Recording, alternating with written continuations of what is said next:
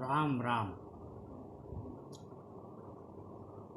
जे न मित्र दुख होहि दुखारी, तिन्हि विलोकत पातक भारी। श्री रामचरितमानस की इस चौपाई का प्रसंग मेरे मन मस्तिष्क को आज उस समय काफ़ी देर तक झकझोरता रहा जब कुछ लोगों ने वार्ता के दौरान अपने कष्टों और पीड़ा का जिक्र ही नहीं किया, बल्कि उन्होंने उसे निरुपाय भी बताया। गर्चे उन्होंने केवल पीड़ा और कष्टों का जिक्र किया होता और उसके संबंध में और कोई बात न की होती, बल्कि किसी प्रकार की अपेक्षा की होती, तो शायद मेरे सोचने की दिशा और उसका परिणाम कुछ और अलग होता। किंतु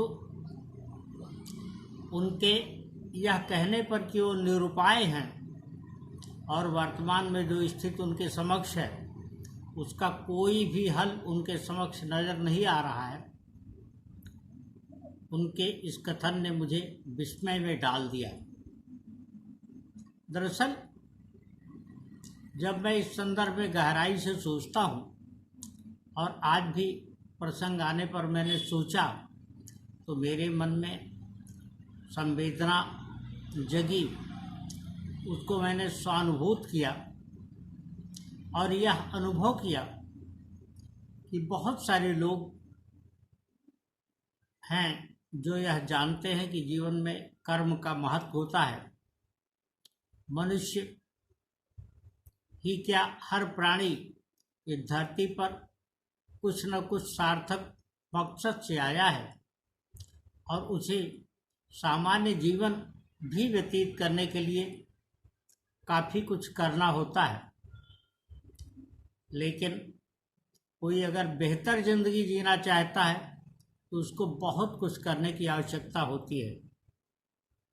इस संदर्भ में विचार करते समय मैंने यह अनुभव किया कि मनुष्य वास्तव में इसलिए सबसे अधिक परेशानी अनुभव करता है, इसलिए कि वह यह जान ही नहीं पाता है कि उसे क्या क्यों करने हैं, किस तरह से करना है और वह किस प्रकार किया जाए, किस भांति उसका निवारण प्राप्त किया जाए।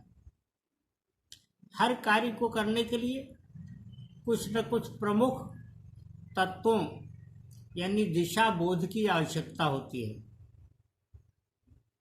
श्रीमद् भगवद गीता में भगवान कहते हैं, वह यह इस श्लोक से उसे भली भांति समझा जा सकता है। श्लोक इस प्रकार है, ज्ञानम ज्ञेयम परिज्ञाता त्रिविधा कर्म चोदना। ज्ञानम ज्ञेयम परिज्ञाता त्रिविधा कर्म चोदना।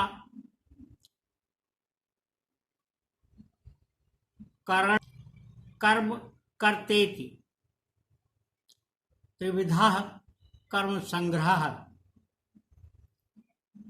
कहने का आशय यह है कि ज्ञान, ज्ञेय और ज्ञाता यह किसी भी कर्म के लिए जानने और समझने बहुत आवश्यक है।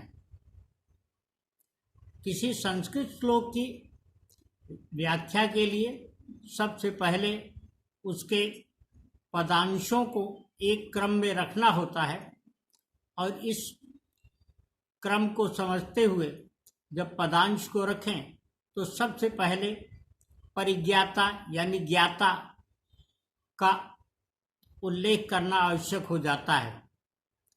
ज्ञाता वह है जिसे वास्तव में जानने की कुछ इच्छा हो, कुछ अभिप्सा हो, जो जानने वाला हो, न कि जान चुका हो।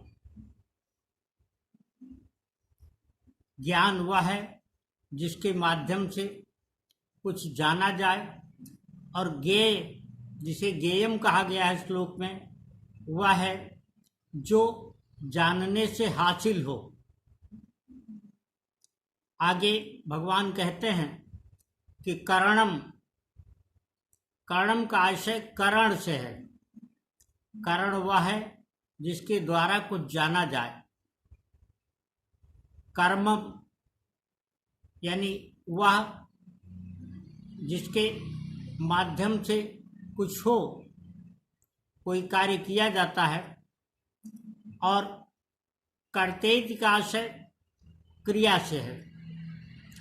अगर हम यह बखूबी जानें कि हमें क्या जानना है, किस साधन से उसे जाना जाए और किस तरह उसे जाना जाए, तो हमें निश्चित ही जो इसके कर्म फल प्राप्त होंगे वह बहुत ही सकारात्मक होंगे और जीवन को उपयुक्त दिशा दे सकेंगे।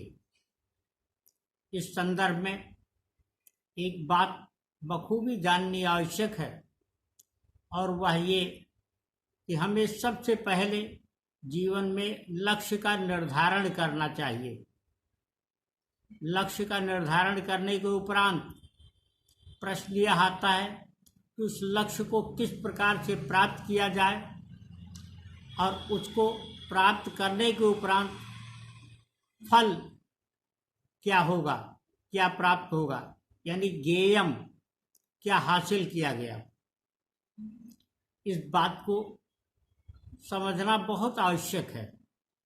जो मनुष्य इन बातों को, इन चीज़ों को बखूबी समझ लेता है, वह जीवन के लक्ष्य की दिशा में, जीवन की सार्थकता की दिशा में बेहतर कदम आगे बढ़ा सकता है।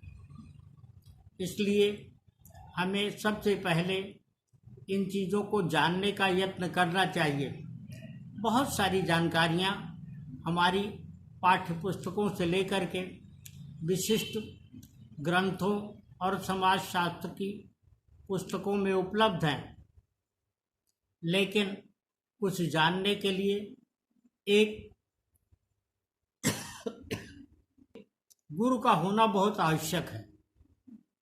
जिसे सुयोग्य गुरु प्राप्त हो जाए, यह उसका बहुत बड़ा उसके जीवन का संयोग है, जिसको लोग सौभाग्य भी नाम देते हैं।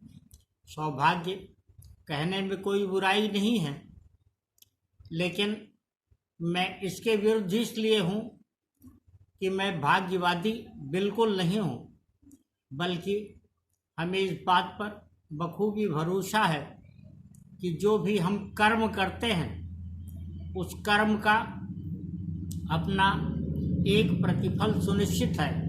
वह देर मिले सवेर मिले, हम उसके प्रति अखंड विश्वास रख कर के चलते हैं और निरंतर उस कर्म में अपने को सचेष्ट रखते हैं, क्रियाशील रखते हैं। आवश्यक नहीं कि ऐसे कर्म किसी कुदाल या फावड़ा चलाने के रूप में दिखें, किसी आरा या मशीन चलाने के रूप में दिखें, कुछ लिखने या पढ़ने के रूप में दिखें, किसी बड़ी कुर्सी पर बैठ करके या किसी बड़ी कक्षा में भाषण देते हुए, लेक्चर देते हुए दिखें। कर्म का आशय मनुष्य को स्वयं अपने मन मस्तिष्क में धारण करना होता है, और उसकी क्रिया प्रक्रिया ही नहीं, उसका रूप स्वरूप भी स्वयं ही तय करना होता है। जब हम इन चीज़ों को जान और समझ लेंगे तो निश्चित ही हमें अपने मकसद को हासिल करने में, मकसद की दिशा में बढ़ने में, लक्ष्य को हासिल करने में बहुत मदद मिलेगी। दरअसल हम पहले भी दूसरे किसी प्रसंग में इस बात का जिक्र कर चुके हैं, लेकिन यह जानने की आवश्यकता है कि जिन फूलों को हम तोड़ करके अपना श्रृंगार करते हैं, या सजाने या पूजा अर्चन के लिए इस्तेमाल करते हैं, उन्हीं फूलों को भंवरा अपने पोषण के लिए बगैर उसे क्षति पहुंचाए उपयोग करता है, जबकि मधुमक्खियां तो और भी हुनरमंद होती हैं।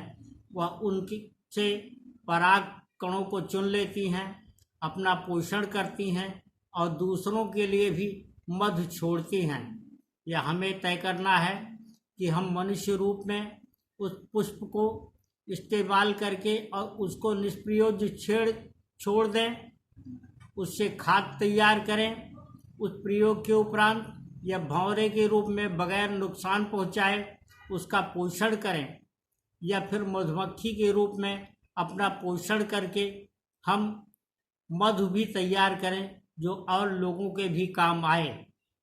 अगर हम इन चीज़ों का सायास जानने का प्रयत्न करें, हम उसके लिए यत्नशील हों, तो निश्चित ही सुखद परिणाम प्राप्त होंगे, ऐसा हमारा दृढ़ विश्वास है। राम राम।